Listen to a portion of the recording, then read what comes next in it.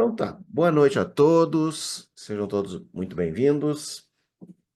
Esta aula está sendo gravada, porque houve um pequeno problema no início da gravação, quando foi ao vivo, e agora então vou gravar e deixar depois disponível no YouTube, tá bom?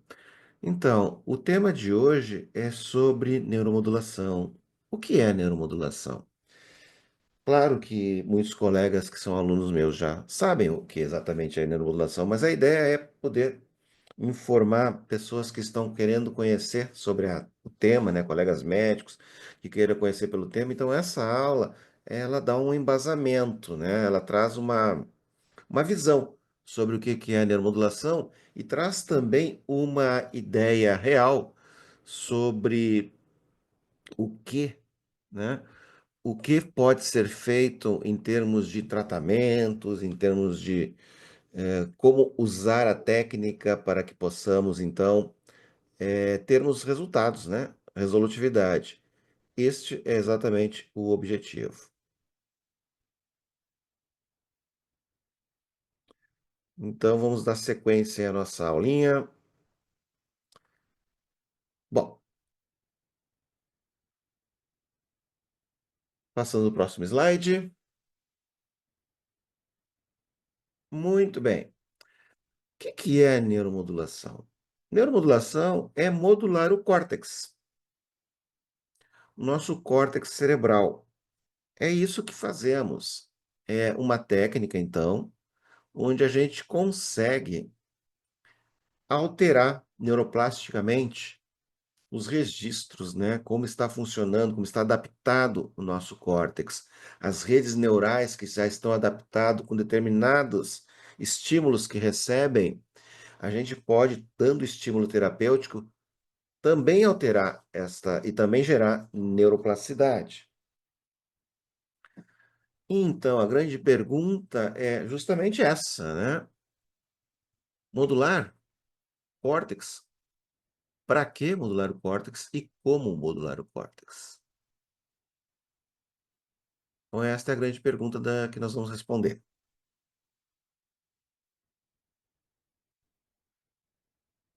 Exatamente por esse motivo, porque as doenças, né, elas não deixam de mandar estímulos, são disfunções, na verdade, que ocorrem no nosso corpo.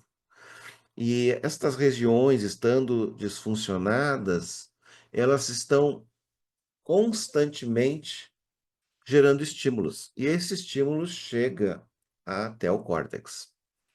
Ela vem pelas vias sensitivas, chegam até o corno posterior da medula ou no tronco cerebral, dependendo de qual a região periférica ela está proveniente esse estímulo.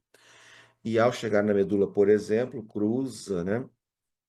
Naquele segmento mesmo, cruza para o lado contralateral, sobe até o tálamo e do tálamo vai chegar até a quarta camada cortical. Aqui eu estou representando as camadas corticais, são 6 camadas, né? E o que nos interessa para a aula de hoje seria exatamente a quarta camada cortical, onde chegam as informações provenientes do tálamo. E no tálamo, depois, ela vai dirigir este informação para a quarta camada relacionada à zona, à região somatotópica relacionada àquele local da onde está sendo gerado o estímulo. E as redes neurais vão vão se conectar, são 10 trilhões de redes neurais, de conexões possíveis, né, através das redes neurais, então, nessas áreas aí conhecidas como áreas de Brodmann. Então, a gente consegue saber e identificar o que não está funcionando, aonde não está funcionando, para que possamos, então, saber onde devemos fazer o estímulo para que possa ocorrer a correção daquilo que nós detectamos que não está funcionando como deveria, gerando então, portanto, uma queixa ao paciente, uma dor crônica, uma disfunção, que a gente chama de doenças, né, literalmente.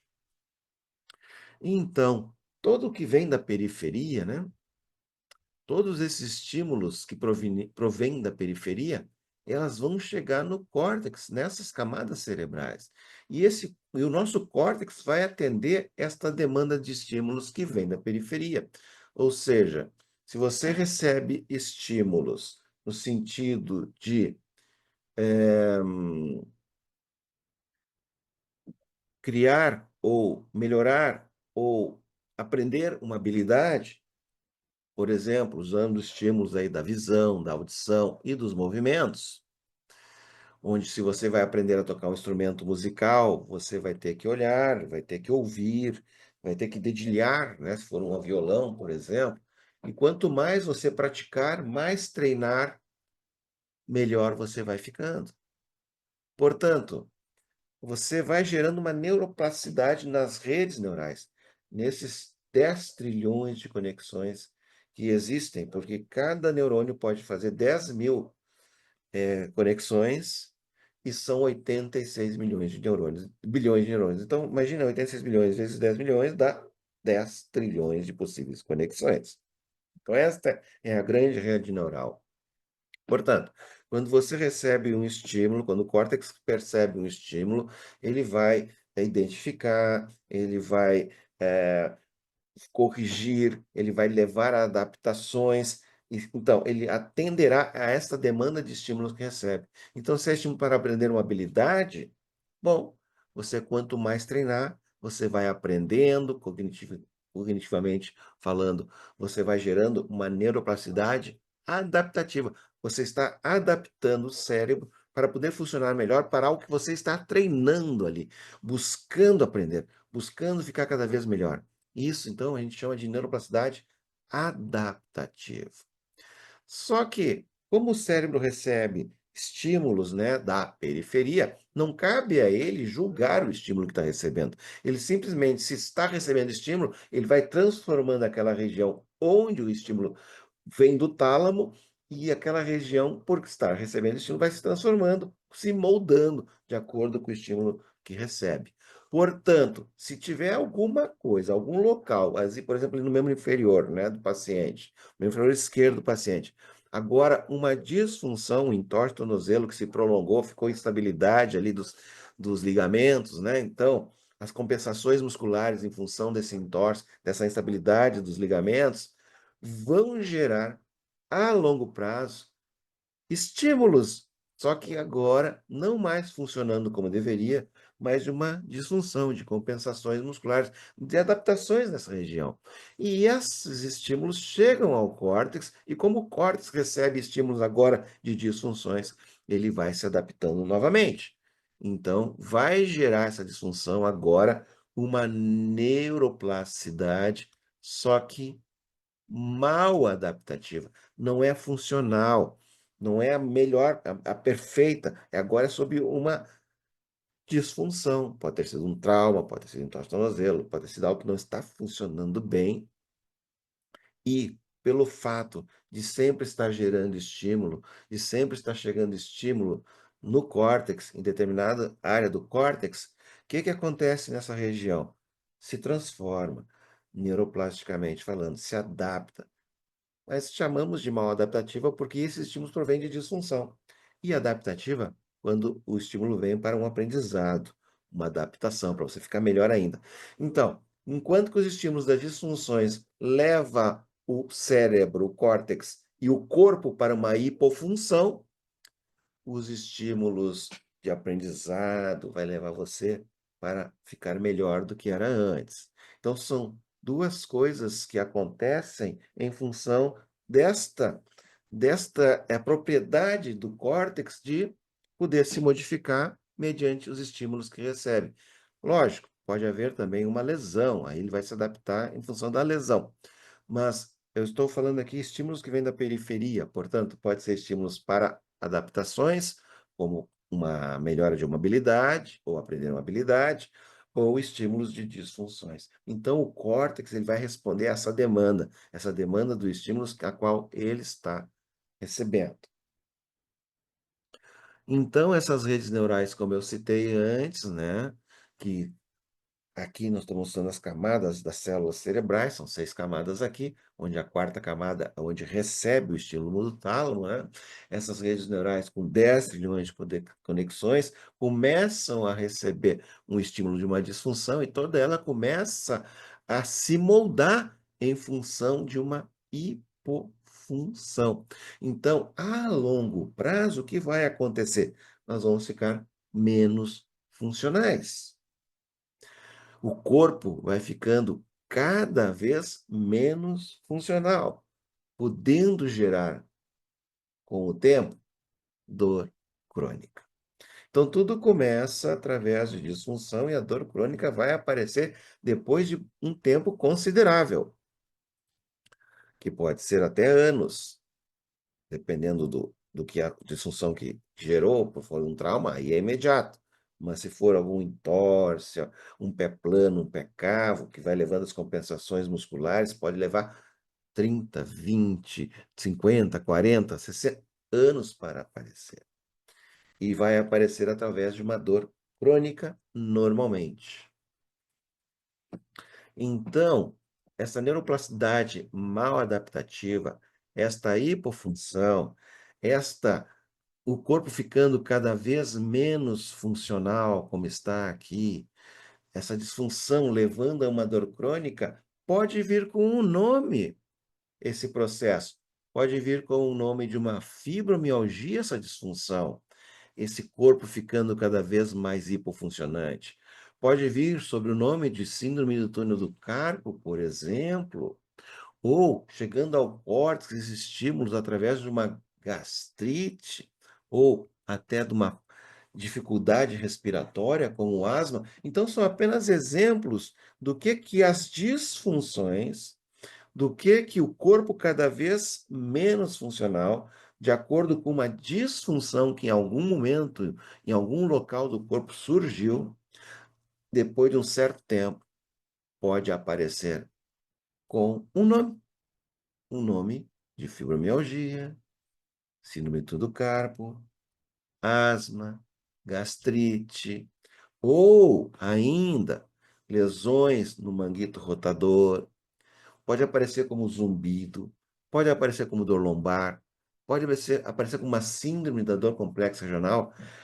O que eu quero dizer com isso é que todas as patologias geralmente envolvem músculo esquelético.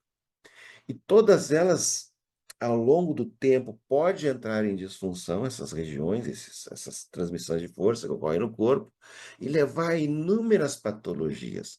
Por isso é que eu sempre comento com os alunos, com os colegas, né, que não importa o nome da doença, o que importa é você identificar qual a disfunção que gerou a doença. Em outras palavras, se você tem uma dor, um paciente com uma dor no ombro, se queixa com uma dor no ombro, se queixa com uma dor no ombro, ali vai estar em disfunção também, mas como consequência de algo que acontece há mais tempo no corpo, que não está aparecendo como dor.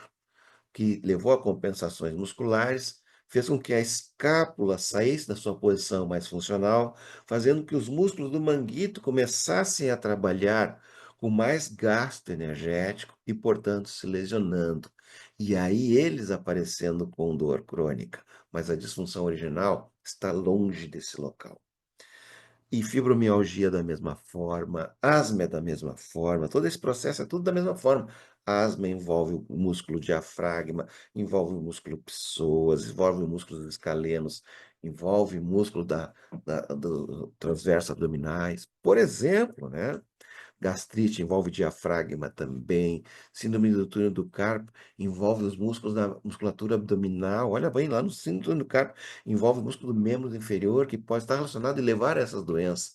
Então, zumbido da mesma forma, dor lombar, geralmente a dor lombar, o único o local mais provável onde não é o local que gera a disfunção principal é na região lombar. Geralmente, no lombar também é consequência, assim como eu estou citando a dor no ombro.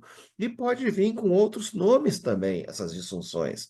Pode vir com uma desautonomia, o aumento do suor, uma inflamação, pode vir com uma impotência sexual masculina, pode vir com uma cervicalgia, neuralgia trigêmea, enfim, é só exemplos que eu estou dando de que as disfunções, levando à hipofunção, gerando neuroplasticidade mal adaptativa, pode gerar no nosso corpo. E é isso exatamente que nos distingue, né, nós médicos, daqueles que são resolutivos e daqueles que aprenderam na faculdade, como eu aprendi também, e não falaram nada sobre esse aspecto. Então, é uma maneira diferente de nós olharmos a medicina, de olharmos as doenças e irmos ao local exato onde gerou todo o processo, depois de 15, 20, 30 anos, tá? Então, sequelas de Covid, de chikungunya, de dengue, nós conseguimos dar estímulos terapêuticos através da neuromodulação para corrigir esses estímulos que geram neuroplasticidade mal adaptativa. Então, ansiedade, cefaleia, depressão também são exemplos de possibilidades de origem de disfunções da periferia. Óbvio que uma depressão pode realmente ter também, e na sua maioria é assim mesmo, também componente intrínseco no próprio córtex, no próprio redes neurais, óbvio. Aí vai ser mais difícil nós, com neuromodulação periférica, trazermos melhores soluções. Porém, existem outras formas de neuromodular. Existe a transcraniana, que pode ser magnética, que pode ser por corrente contínua, onde a gente consegue também uma melhora significativa, aí atuando em outra área, não na periferia em si, porque no caso da depressão pode ser da periferia, mas na grande maioria vai ser de origem central, aí nós vamos usar outro tipo de técnica para chegarmos numa resolutividade mais rápida, mais eficaz. Então, essas doenças podem vir também por nomes, né, de sequelas de um AVE, de uma disfunção ocular, de uma distúrbio cérvico-crânio-mandibular, na ATM, dores no joelho, vertigens, tonturas, enfim. O que eu estou trazendo aqui são apenas exemplos, inúmeros outros exemplos existem, que são de disfunções que geraram neuroplasticidade mal adaptativa. E é nesses locais, né, que levam a neuroplasticidade mal adaptativa no nosso córtex, é onde nós poderemos fazer a correção. A correção das disfunções. E ao levarmos um estímulo agora para resolver a disfunção, não naquele local que o paciente está se queixando, mas no local que levou como consequência este local que o paciente está se queixando, se nós conseguirmos resolver, localizar o local onde há a disfunção original, se não há dano estrutural nas vias até o córtex, nós conseguiremos possivelmente curar o paciente, tá? Então, fibromialgia, síndrome do complexo regional, se não houve ainda as intervenções cirúrgicas, enfim, nós temos uma grande possibilidade com a neuromodulação de realmente tirar o paciente desse sofrimento, trazer uma qualidade de vida excepcional para ele, independente da patologia das qual que eu citei aqui. Todas elas a gente consegue resultados muito interessantes, tá? Então, o que a gente faz literalmente para corrigir é modular o córtex.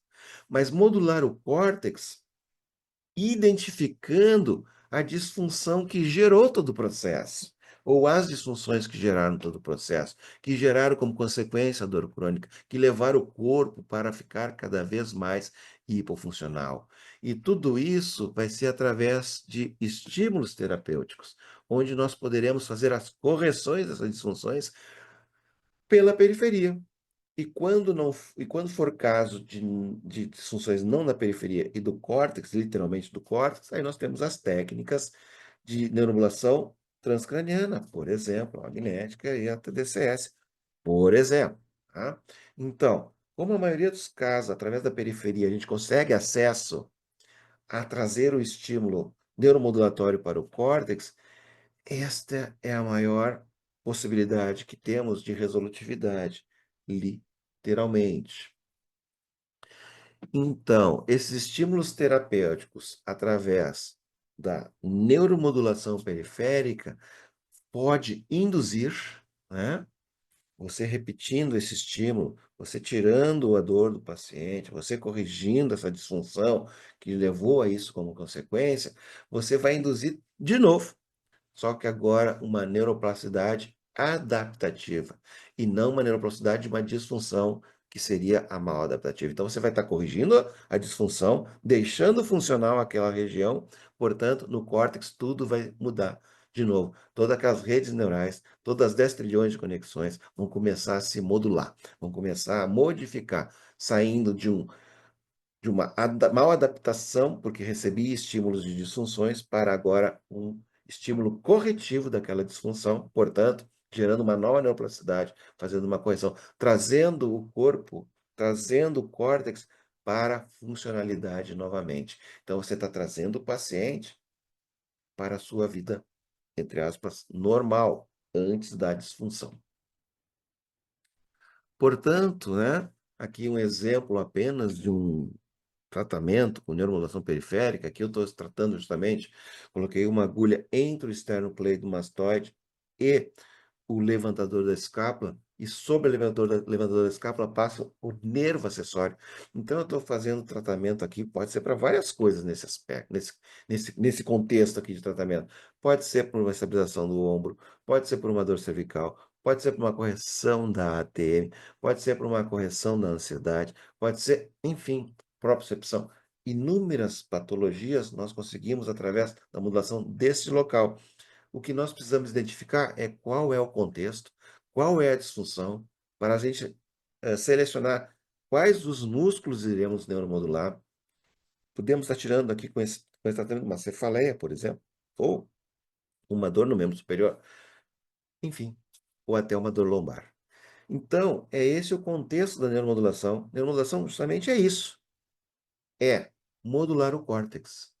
Só que nós temos como fazer isso com alguns aparelhos, com estímulos adequados, com estímulos corrigindo as disfunções. Então, você gerando um novo estímulo no córtex, só que agora é terapêutico. Portanto, gerando neuroplasticidade adaptativa. Bom, esse era o recado que eu gostaria de dar para vocês, né? Aqui estão os meus contatos, né? O meu celular, também meu Instagram, se quiser me acompanhar por ali, será um grande prazer. Então, uma aula curta, mas muito objetiva, simples e com uma grande objetividade para os colegas que gostariam de entender melhor o que é neuromodulação e o que podemos fazer com ela e como usá-la para beneficiar o paciente, que é o nosso objetivo, né, como os médicos. Obrigado a todos. Uma boa noite.